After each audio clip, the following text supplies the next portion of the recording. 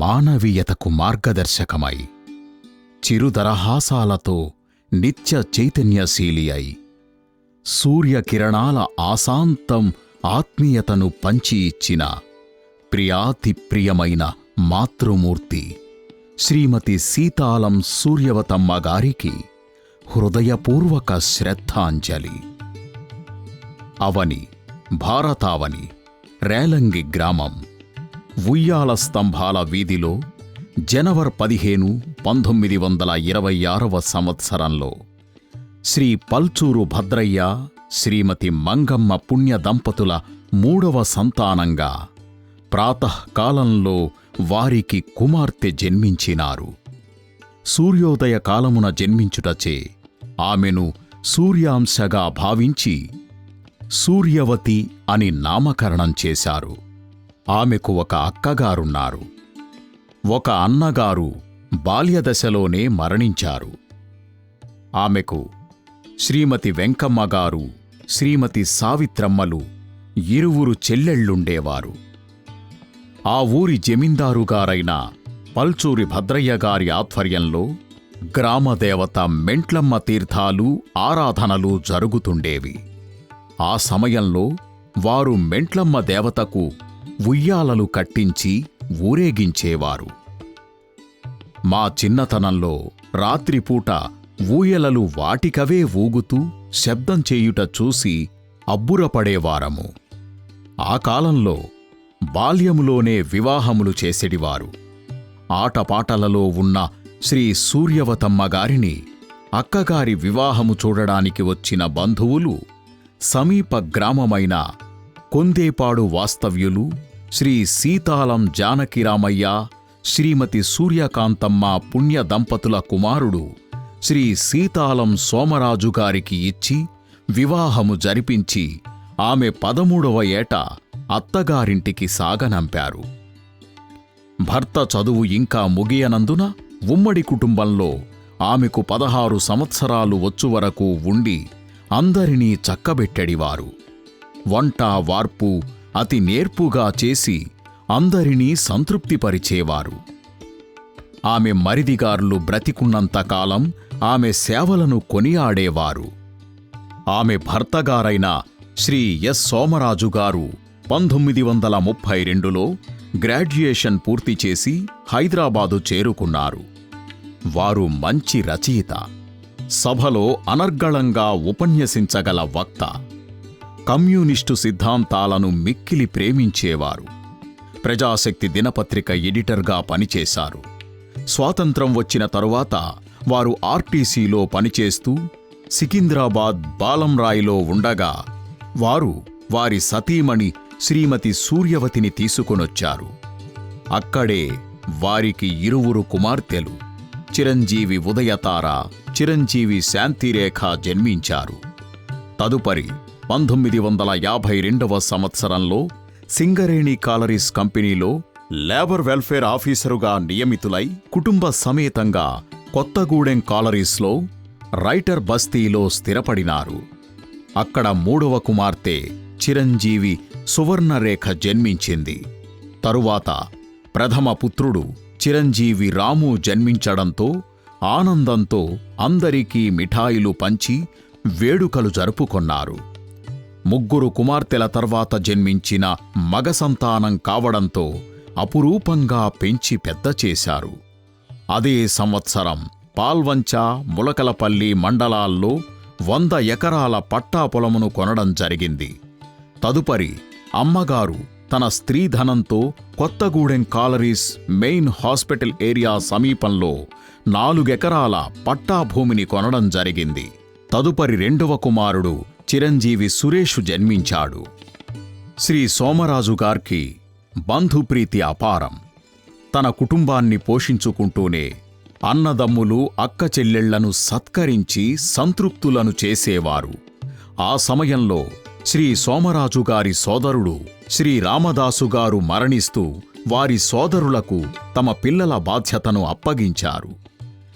ఇతరులెవ్వరూ ఆ బాధ్యత స్వీకరించకపోయినా శ్రీ సోమరాజుగారు వారి సతీమణి సూర్యవతమ్మగారి సంపూర్ణ సహకారంతో 4 సంవత్సరాల బాలుడైన చిరంజీవి జానకిరామును తీసుకొనొచ్చి తమ సంతానంతో పాటు సమంగా పెంచి పెద్ద చేశారు.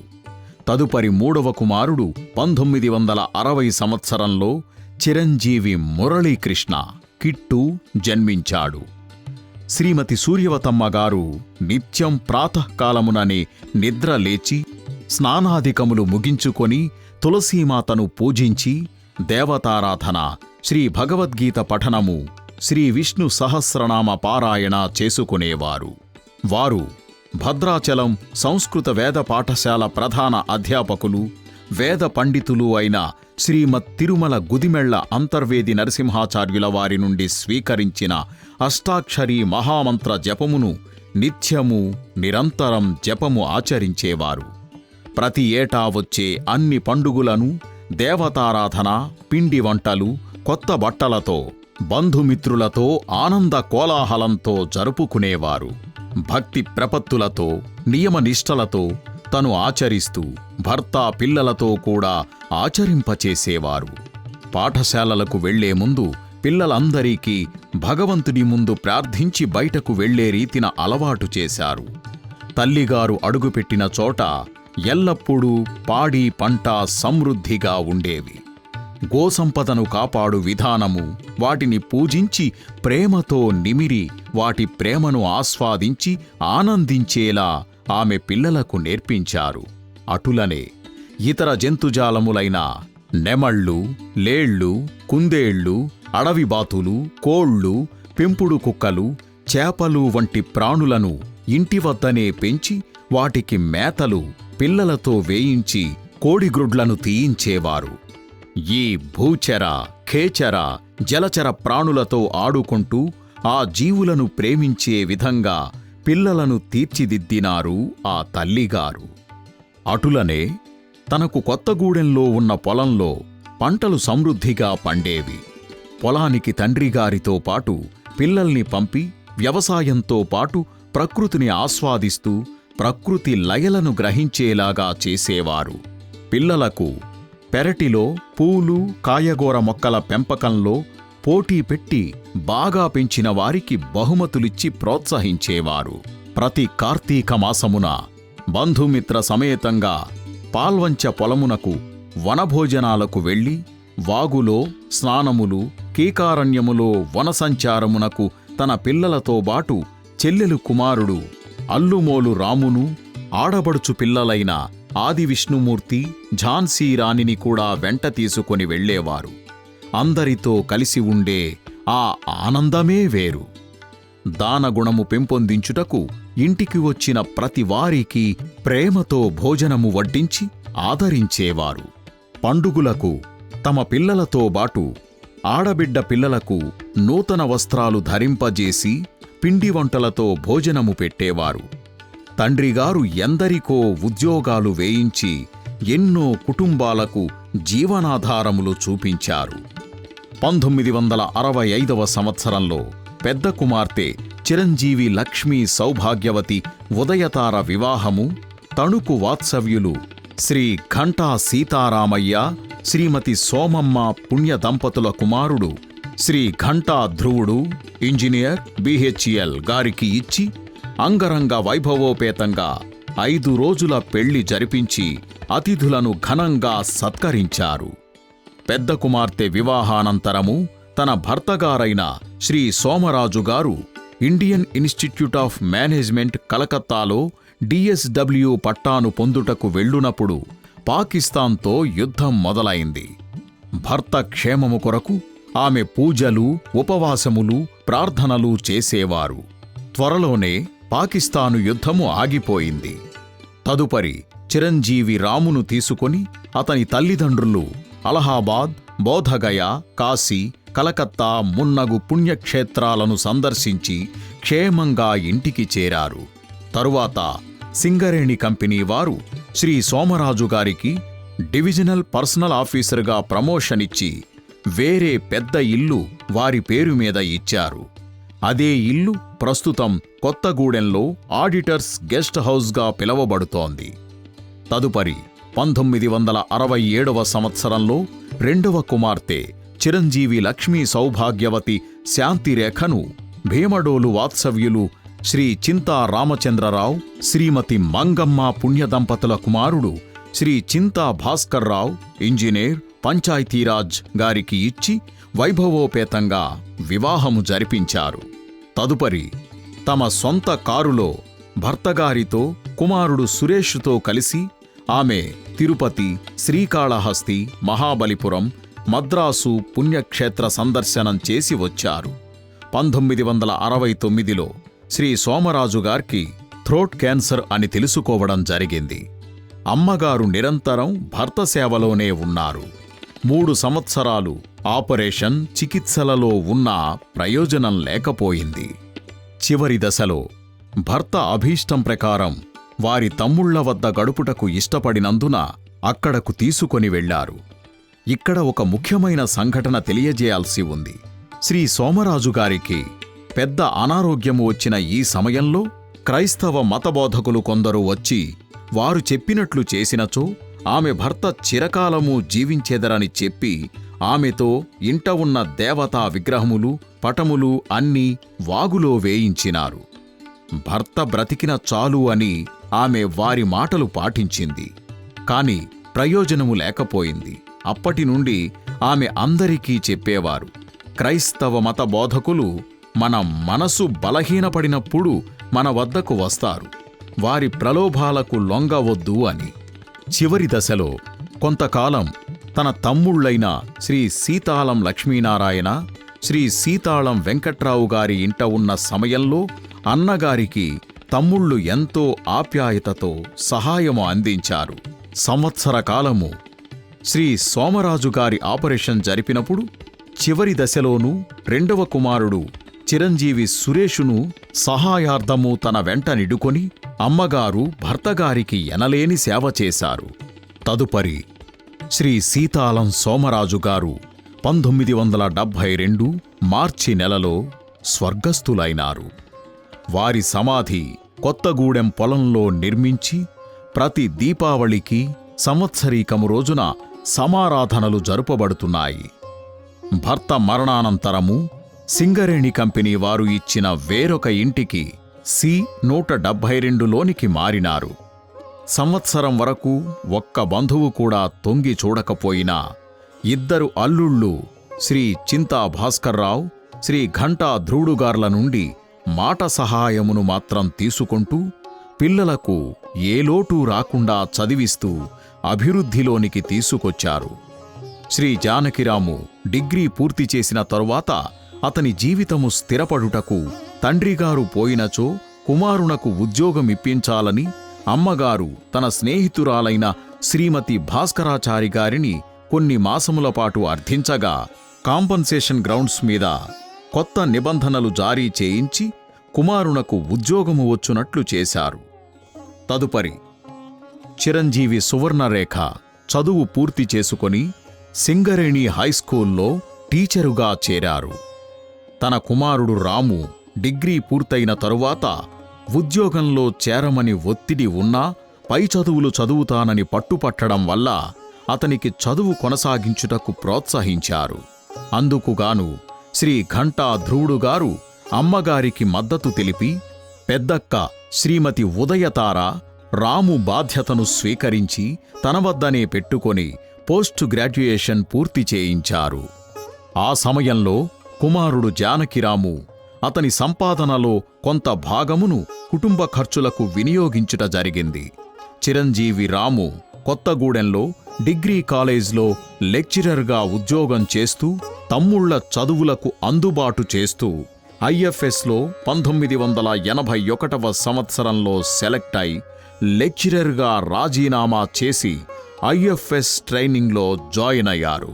చిరంజీవి సురేషు, చిరంజీవి మురళీకృష్ణల చదువులు అంతరాయం లేకుండా కొనసాగేలా అమ్మగారు తోడ్పడ్డారు. ఆ విధంగా పరస్పర అవగాహనతో నిస్వార్థ జీవనం అందరికీ అలవడేలా చేశారు.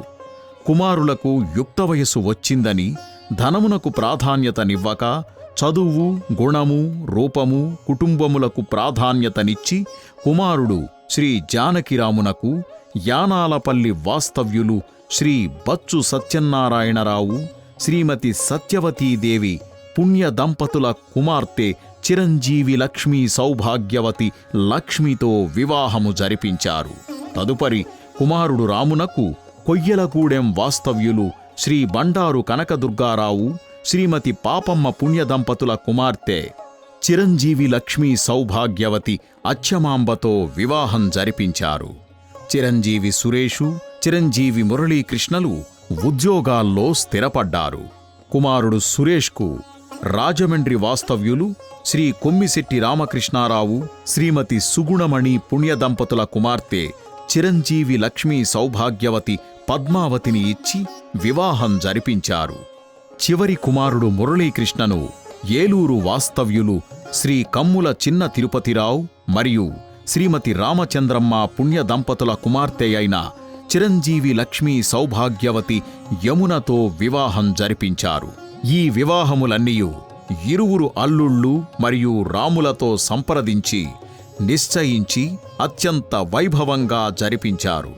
1985లో శ్రీమతి సూర్యవతమ్మ గారు శ్రీ సువర్ణరేఖ, శ్రీ రాము కుటుంబాలతో కలిసి దక్షిణ భారతదేశ యాత్రలు, పెద్ద తిరుపతి, శృంగేరి యాత్రలు పలుమార్లు చేశారు. చిరంజీవి రాముగారికి కుమార్తెలు జన్మించిన తరువాత కుటుంబ సమేతంగా ఆ సేతు హిమాచల యాత్రలు పూర్తి చేసుకున్నారు. ఆమె మనుమలు, మనమరాళ్లకు సాంప్రదాయ రీత్యా అన్ని వేడుకలు దగ్గరుండి జరిపించేవారు. మనుమలు, ముదిమనుములను అత్యంత ప్రేమతో ఎవరికి ఏది ఇష్టమో అది వండిపెట్టి ఆనందించేవారు. ప్రతి ఒక్క మనుమడు, మనుమరాళ్ళు, ముదిమనుమలు తమతోనే ఆమె ప్రేమగా ఉన్నట్టు భావించేవారు. ఆమె తనకు వచ్చే ఆదాయంతో కుమార్తెలు, కుమారులకు వెండి, బంగారము సమానంగా పంచి ఇచ్చారు. అందరూ ఉద్యోగరీత్యా పలు ప్రాంతాలలో ఉన్నందున చిరంజీవి రాము తల్లిని తన వద్దనే ఉండవలసిందని కోరడంతో ఆమె తుది శ్వాస వరకు చిరంజీవి రాము వద్దనే ఉండి అతని చేతుల మీదనే తులసి తీర్థం తీసుకున్నారు. ఆమె జీవితమంతా జపించిన శ్రీమన్నారాయణ అష్టాక్షరీ మహామంత్రం ఆమె చెవులలో మారుమ్రోగుతుండగా ధనుర్మాసంలో డిసెంబర్ 31వ తేదీ 2016 మధ్యాహ్నం ఆమె వైకుంఠవాసం చేశారు. అమ్మగారు నిరూపించిన నిగూఢమైన జీవన సత్యమేమి అనా, స్త్రీలకు చదువున్నా లేకపోయినా వారి కుటుంబమును అభివృద్ధికి తెచ్చుకోవాలన్న ఒక్క తపన ఉంటే చాలు, కావలసినవన్నీ సమకూర్చగల ఆదిశక్తిగా ఆమె మారుతుందనే స్ఫూర్తిని మా అందరికీ అందజేశారు. మాకు మహోన్నతమైన జీవితాలు అందించిన మా మాతృమూర్తి శ్రీమతి సూర్యవతి గారికి సమున్నతమైన ఘన నివాళి అందిస్తున్నాము. సూర్యునికి కిరణం, చంద్రునికి అరుణం. మనిషికి మరణం, సమాజంలో బ్రతకడం. మరణంలో జీవించడం, గుండెల్లో గూడు కట్టుకోవడం కొందరికి మాత్రమే సాధ్యం. మరువలేని మరువరాని మహామనీషి మా తల్లి సూర్యవతి. చితులు చల్లారుతాయి, స్మృతులు మరణించవు. ఇప్పుడు జ్ఞాపకాలను తవ్వి తీసుకోవడం అనివార్యం. శ్రీమతి ఉదయతార, శ్రీమతి శాంతిరేఖ, కుమారి సువర్ణకి కిరణంలా రాము, సురేష్, మురళీకృష్ణలలో నిబద్ధత, నిజాయితీల మేళవింపు. శ్రీ జానకిరాములు వరపుత్రరత్నమై నీవు పెంచిన వృక్షాలు సమాజానికి నీడనిస్తూ సముజ్వల కీర్తినార్జిస్తున్నారు. అది నీవు పెట్టిన భిక్షే కదా. సూర్యునిలోని వెచ్చదనాన్ని, చంద్రునిలోని చల్లదనాన్ని, కాలంలోని క్రమశిక్షణను చవిచూపిన అమ్మా, వైకుంఠవాసము నుండి నీ వంశవృక్షానికి వైభవోపేత జీవనంతో దీవించాలని ఆశిస్తున్నాము. మా నాన్నగారు శ్రీ సోమరాజుగారు చనిపోయిన పిదప ఆ ఇంటికి పెద్ద దిక్కై బిడ్డలకు అక్షర నక్షత్రాలను వెదజల్లి జీవితం నిలదొక్కుకోవడం కోసం అమ్మా నీ కృషి శ్లాఘనీయం. ఆ స్ఫూర్తి వెలుగునీడగా మమ్మల్ని వెంటాడుతూనే ఉంటుంది. ఓ చుక్క రాలింది, ఓ జ్యోతి ఆరింది, కన్నీరు మిగిలింది, కథ ముగిసింది. మీ స్మృతి వెంటాడుతూ ఉంది.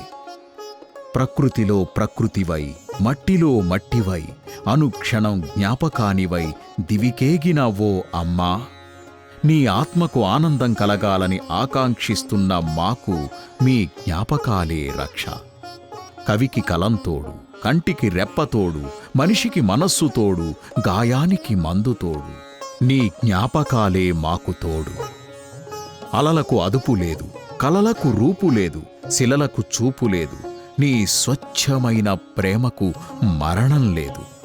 దీపానికి కిరణం ఆభరణం, రూపానికి హృదయం ఆభరణం, హృదయానికి ఎన్నటికీ తరగని చెరగని సుగుణం ఆభరణం. మా కుటుంబానికి నీ ప్రేమే ఒక ఆభరణం. అంతులేని తిరిగిరాని ఆనంద తీరాలకు వెళ్ళిన మా అమ్మ సీతాలం సూర్యవతమ్మ గారికి ఇవే మా అశ్రుపూరిత సమసమర్పిత ప్రేమపూర్వక నివాళి, శ్రద్ధాంజలి. ఇట్లు కుమారులు సీతాళం జానకిరాము, సీతాళం రాము, సీతాళం సురేష్, సీతాళం మురళీకృష్ణ. కుమార్తెలు ఘంటా ఉదయతార, చింతా శాంతిరేఖ, సువర్ణరేఖ.